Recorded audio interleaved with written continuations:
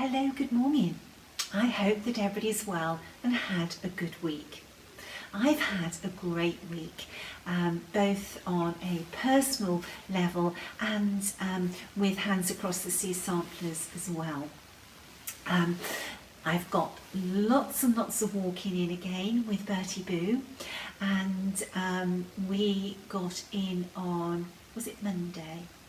Yes, it was Monday. We got in a fabulous walk. It was a new walk, and we went to the far southwest of Cornwall, and we walked the cliffs there, and it was absolutely magnificent.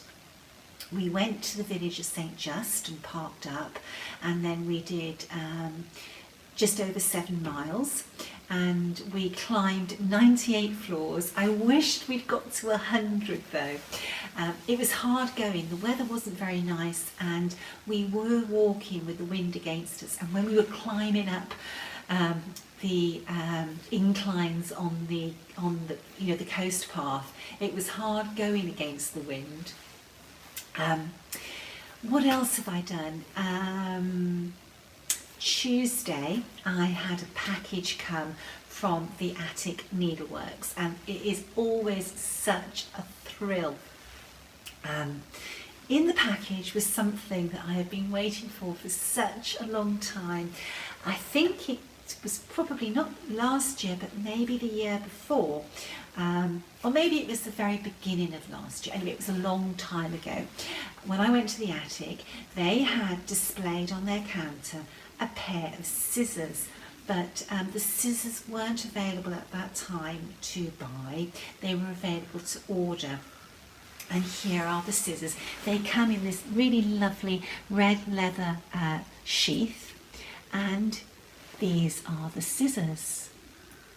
And the action, the cutting action on them is so gorgeous. I believe that the scissors are Italian. They have an Italian name, Giulietta or Guiletta scissors. And I'm just going to have a look. Yes, they are. They're made in Italy, and these are supplied to stores by Access Commodities. And these scissors, honestly, they're so pretty. They really caught my eye the moment I saw those, and they really feel very, very nice in the hand as well, and that cutting action is really nice. I don't know how much they are. Jean's got my credit card, and I'm not going to look until my statement comes through, so I can't help you with the price, but these are available at the Attic, where I got them from, but they are also available with many other stores that deal with Access Commodities. These are a beautiful pair of scissors, and I'm very excited and thrilled to be having them. Now, the other thing that came in my delivery from the Attic was linen, and Fox and Rabbit in Australia have been over-dyeing linen this year, and they had this linen at Nashville, but by the time I could get out of my sales room at Nashville on the Sunday, they'd sold out of their linen, so I never actually had the opportunity to buy some, but I've managed to get some from Jean. And the linen that's come through in this delivery is all 56 count. This one is called Up in the Attic, and it's a really lovely, warm, delicate colour. There is some sort of aging to the linen, which is always nice to have with linen for reproduction samplers. And I'm going to look forward to using this linen. I'm not quite sure what for yet, but it's a really lovely colour match to many of the samplers that we reproduce. So this will get used I want to be careful to keep these in the right bags because as they're new colours to me, I don't want to get them confused.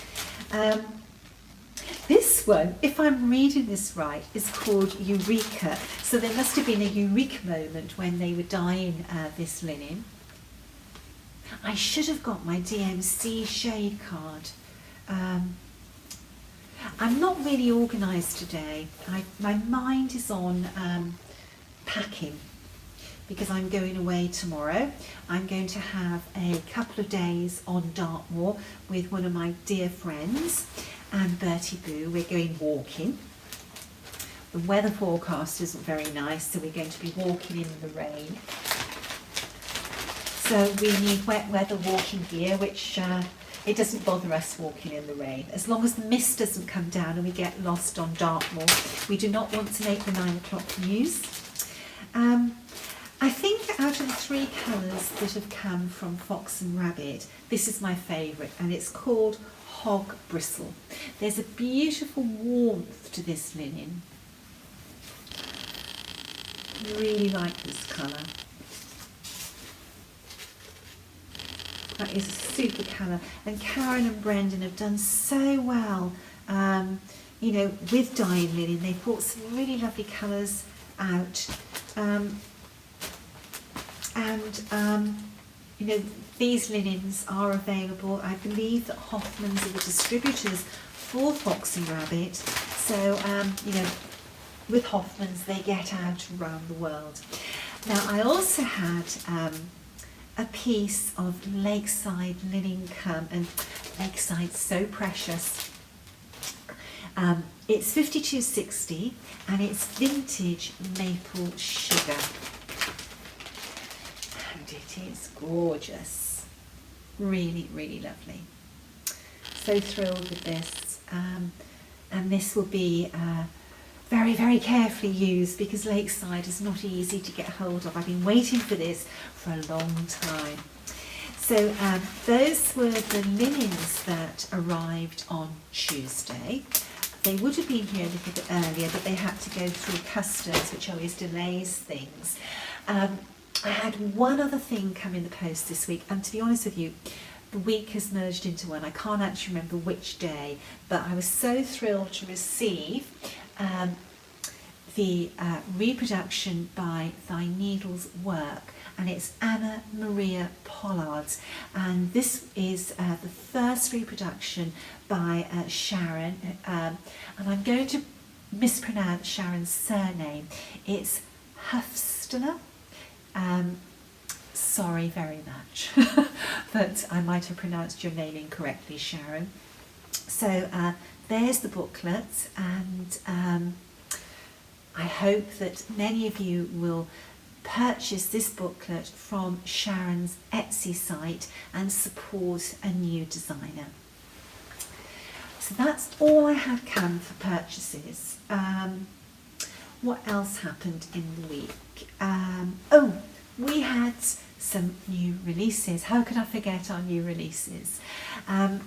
Before I go on to other things, let's talk about new releases. So the first release that we had this week were a set of Christmas ornaments, and the set are called 'Tis the Season Christmas 2020, and this is a new thing for Hands Across the Sea samplers. Now that we're doing PDFs in this very sort of strange time of COVID, PDFs have opened up the possibility of us doing slightly different things, and the Christmas ornaments were designed by Sandra, and they were stitched and finished by Leona Sweeney, and there are 4 ornaments, and the girl that appears in this ornament is based on the girl that was stitched by Hannah Coates, a sampler that we reproduced in the first year of Hands Across the Sea samplers. I think that Hannah Coates was our 3rd sampler that we released. So the first girl is Christmas time, and Then we have Happy Holidays and Merry Christmas, and we have Peace.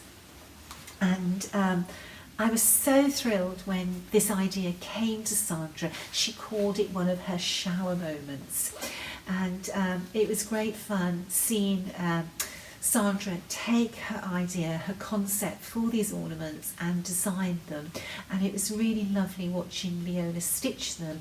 And although the PDF download doesn't include directions for finishing the samplers, Leona has finished, so I said samplers, so used to saying samplers, the ornaments. Leona has finished each of the 4 ornaments slightly differently to give you some idea of what you could do with the ornaments as well.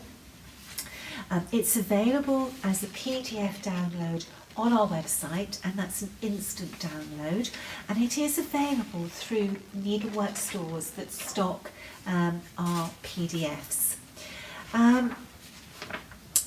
The only stitches used are cross stitch over 2, and then the little message such as Happy Holidays, Merry Christmas, etc. is stitched in backstitched. We've used in total 14 colours, and these were stitched with DMC, but the whole idea of these are that you stitch them from colours in your stash, but we do give you the thread legend that we used and the colours where we use them on the graph. Now, for each ornament you get a 1-page colour graph and a 1-page black and white graph. So in total, the 4 ornaments have 8 pages for the graph. The 4 ornaments are different sizes. Christmas time is 80 by 86 stitches. Happy Holidays is 66 by 100. Merry Christmas is 80 by 100, and Peace is 79 by 86. I'm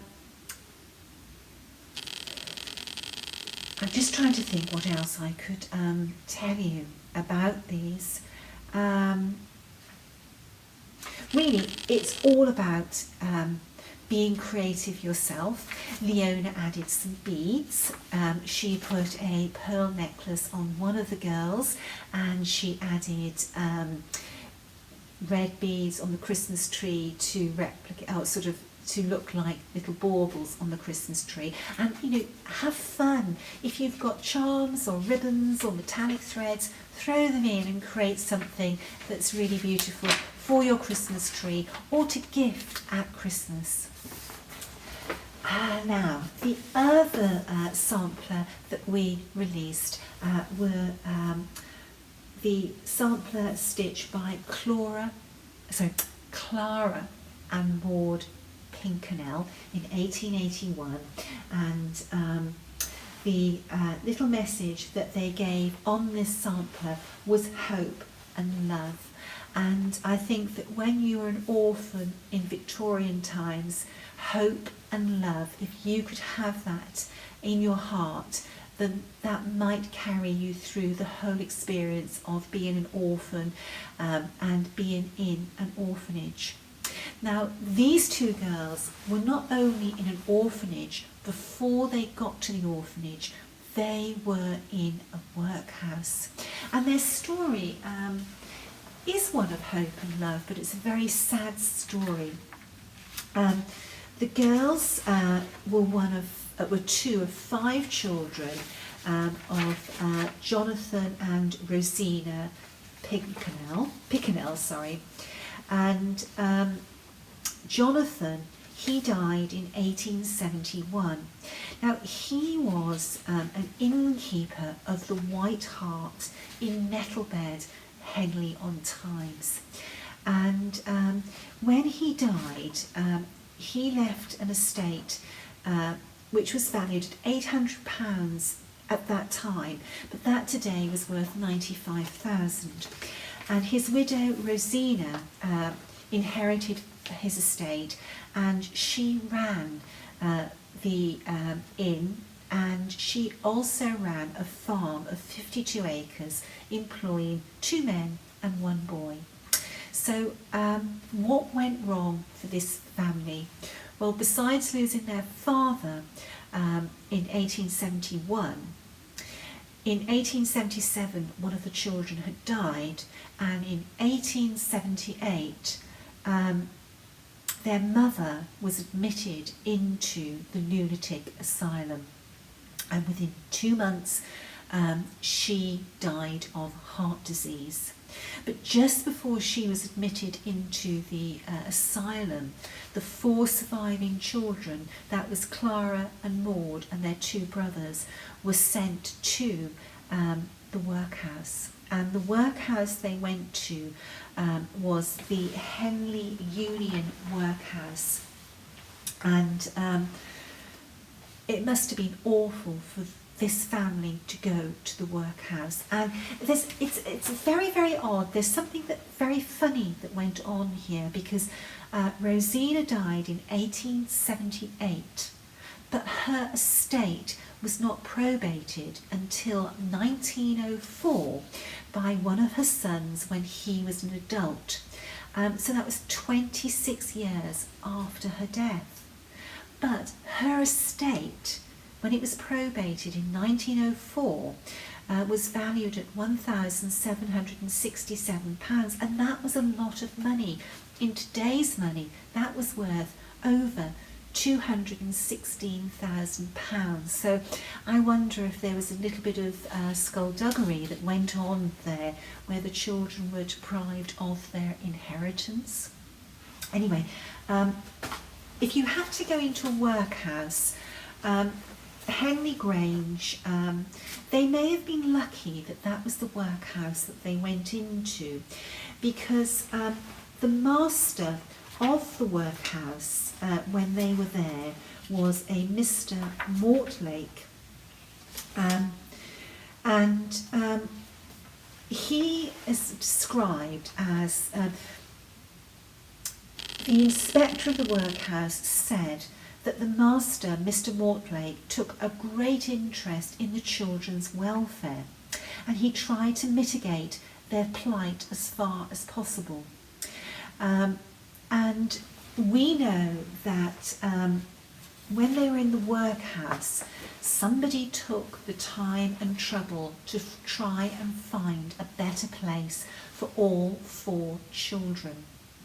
And the 2 girls, Clara and Maude, went to the Mueller orphanage in Bristol, and the 2 boys went to the Spurgeon home. And the Spurgeon homes were, let me just get this right now, there's a lot of information in here to remember. The Spurgeon homes were inspired by the work of George Mueller. So maybe there was an arrangement between the orphanage and the home about how the children, where the children went to. George Mueller, he favoured girls in his orphanage. I think he felt that he could do more with the girls. He could provide the girls with maybe a better education and a better future. When the children were in the workhouse, they had to work, and we know that girls between the ages of 10 and 14 were under instruction in laundry work and domestic service, and they had to work from 7:45 in the morning to 8:45 in the laundry, and then they had to work again from 1 until 5 p.m, and then again from 6:30 to 7 p.m. in the laundry. The girls must have been grateful when a place was found for them at the George Mueller orphanage. When the 2 sisters left the orphanage, they both went to a home, or a house in Reading, where they were to train as pupil teachers. They didn't become teachers. They both ended up in domestic service. Now, we know that Clara died at age 29 in 1895, and she never married. And Maude, who disappears from the census returns, pops up in 1911. And in 1911, she had gone from being a servant to a boarding house keeper.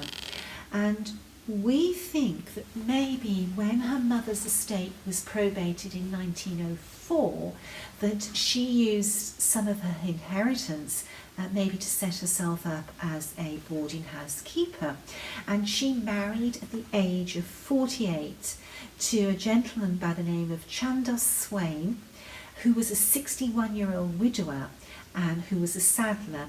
But he died, and in 1944, we find Maude living in the Eventide home in Bournemouth, and this was accommodation that was an almshouse. It was a charity for people who were destitute, and that's really sad, but you know, hope and love. Maude did find people who cared for her through her life and at the end of her days as well. The sampler, it's a big one. This is a really impressive sampler. The stitch count is 433 stitches by 441. But Bristol Orphanage samplers, they are so therapeutic to stitch. I really enjoyed stitching the sisters, and this was my travel project for quite some time, and many needleworkers would have seen me stitching this at workshops and events in the US and the UK, and you would have seen photographs that I would have shared on my personal page of me stitching this sampler when I was travelling. Some lovely alphabet faults on this one, and some beautiful border patterns as well. And the highlight for me are those two wreaths surrounding hope and love. Very pretty sampler. You can stitch this sampler on linen, Aida or Linaida. It is only cross stitch over 2. I stitched this one with a Vera Soie Saphine, and the fine thread does give this model a delicacy about it, which sort of replicates the original samplers. The thread they used was a very cheap, inexpensive red thread, and it was very thin red thread. And although a Vera Soie is not a cheap, inexpensive thread, it is a beautiful quality silk. It does, with the fineness of the silk, it does replicate that delicacy. When I stitched Harriet's Salt, I used a Vera Soie 103, and if you like your embroidery to be, I'm going to use the word luscious, then use the 103, and if you would like it to be sort of fine and more delicate, use the 103 if you're stitching on 56 count or 52 62. This is a very beautiful Bristol Orphanage sampler, and I am very grateful to Claudia Dutcher-Kitzler of Dutch Treat Designs, because Clara and Maude sampler is in her private collection, and she very kindly allowed me to reproduce this sampler. I have a great affinity to these samplers. They reach out and they touch my heart. You only need one colour, which is a red, although I have seen people stitch Harriet Salt in various different colours, and some people have used overdyed, variegated thread, and that gives a beautiful effect as well. Please don't feel that you have to stitch these in red. When you stitch a sampler, you can stitch it as a true, authentic reproduction, or you can make the sampler your own and stitch it however you want to. I think that these young girls, if they had had access to other colours, you would have seen these samplers in a rainbow of colours. We give you the meterage that you need in the leaflet, so that you've got the meterage for Soie Saphine, Soie 103, Soie d'Alger and DMC, and we give you the thread, the meterage for 2 strands on 28 count, 32 and 36, and 1 strand on 36, 40, 46, 56 and 53, 63 as well. She is a beautiful sampler, and we made a decision to make this Bristol orphanage sampler available by PDF download. We are so aware that there are people in various countries that are really suffering in this time of reduced postal services. They really can't get things out of some countries. But this is a PDF download available for an instant download, no matter where you live in the world. With the download, you will get a 30-page colour chart and a 30-page black and white chart, and you will get a 1-page colour chart and a 1-page black and white chart. So when you download the PDF, I would suggest that you print only what you need, otherwise you will be printing an awful lot of pages. But please, if you would like to print all of it, do so, but you don't have to print all of it to stitch the sampler. And you can also just stitch from your iPad, your phone, your PC, your laptop, your TV screen. It's not necessary to actually print these downloads. You can work from them digitally. So those were our 2 new releases.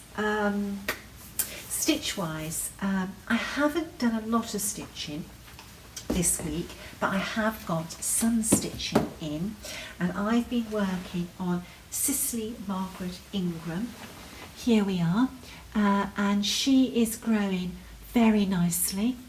I love this little bottom border, and this is actually the bottom of the sampler, and you can see I was anxious to work down to this. Such a pretty sampler. I'm going to be taking this sampler with me when I go away, because Elizabeth, my friend, who I'm spending time with, she's going to bring her knitting. Elizabeth does stitch, but her current project at the moment, she's knitting a jumper, and we will curl up in the evenings in front of a fire and pass the evening socially distanced, but both of us doing some form of needlework. I will take this off my frame for travelling, and will use my hoop. And I thought that whole bottom section will be a nice one to do whilst I'm talking and spending time with Elizabeth. This is the colour palette that I'm using. Now I still have to pull some greens for the little motifs in between the alphabets and that bottom section, but you can see this is a very, very beautiful palette. And the greens in the original sampler are beautiful grey, bluey greens, which are my favourite. The colour in this sampler was one of the reasons I was attracted to it, plus she has a wonderful backstory to her as well. What else has happened? Oh, yesterday I shipped all the booklets for Anne Morrison for UK and European stitchers. This SAL or Stitch Along is now sort of really kicking into gear. Janice and her team at Traditional Stitchers has been very, very busy shipping out this week, and it's going to take them a few weeks. There have been so many orders for this booklet and for kits. I really don't envy Janice and her team. It took me all day yesterday just to pack and ship the UK and European booklets. Some of you in the UK may have received your booklet this morning, but you should definitely receive it by Monday morning. They were all sent tracked and signed for, so enjoy them. And for people who live in other countries, I know that Janice is shipping the ones that have to travel the furthest first, so I presume that all the Australian and Southern Hemisphere orders have been the ones that have shipped this week, but I'm not 100% certain on that. I are stitching Anne Morrison as well. I want this sampler to hang in my home. The model that I've shown was stitched by Angela Bulbeck, and this is going to Angela. So I'm going to be stitching my own version of this sampler. I have been very, very good, and I have not pulled any silks. I want to wait until Janice has finished the main bulk of shipping before I pull my silks, because I want to share the journey on this sampler with you. Yes, very excited to start stitching this one. Talking of stitch-alongs, Martha Dawson, which is the stitch-along for our sampler years, this has been so popular since she has released. And I've had a couple of emails asking me just to clarify where the stitch-along is taking place. Well, this stitch-along is being led by Krista Raymer of Just Stitching Along, and Krista and myself co-admin our sampler years, which is a group on Facebook, and it's a very active group. We have a lot of members and active members that participate well in this group, and Krista is posting about the stitch along in this group on Facebook, and each month she will do a live stitching where she works on the sampler and talks about the sampler, and you can watch this live and ask questions which Krista will answer. If you apply to join our sampler years, you can go into the file section and see quite a comprehensive PDF which is like a fact sheet about the stitch along, and it also shows how Krista has divided the sampler up into monthly sections. Okay, what else this week? Well, a sampler came, and with the sampler, well, there was two items that came, a sampler and this beautiful example of needlework skills, and this was stitched by Susanna Garrett, and she went to Belscott School, which is near Banbury in Oxfordshire.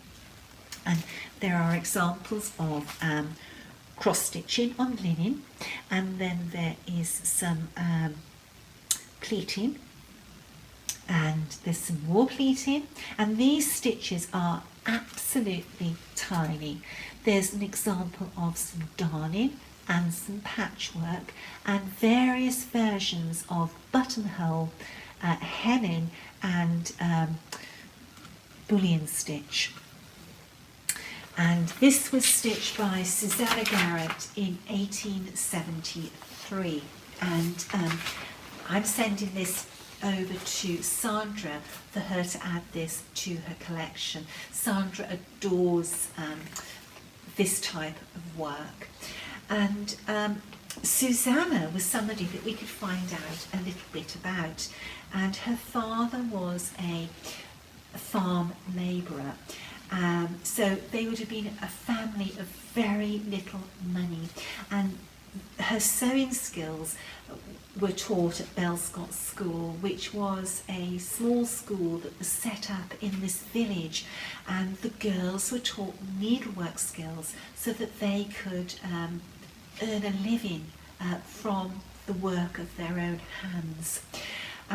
Susanna went on to become a servant for a solicitor, and she did eventually marry, and we know a little bit about her husband, but we do know that when Susanna was a widower or a widow, she supported herself as a laundress. She took in other people's washing to support herself. I still have a little bit of research to do on Susanna, but it was a great start this week, from a preliminary delve into family history records. So I hope you've enjoyed my nattering. I'm always so grateful to see the comments and the emails and messages I receive about these floss tubes. It's great to know that you enjoy them and that you feel that you're getting something out of what I talk about. My husband's always amazed that somebody wants to listen to me talk. Okay, so the Pinkenell sisters, Clara and Maude, they are available for download, and so are the 4 Christmas ornaments from 'Tis the Season. I hope you enjoy all of them. Okay, so I'm now going to go and pack. Bertie Boo is coming with me, and I think that his suitcase is going to be bigger and heavier than my suitcase. And I'll post some photographs on social media of my adventures over the next couple of days on Dartmoor, and if God is kind, I will be back next weekend to do another floss tube. In the meantime, stay safe, stay well. Bye-bye.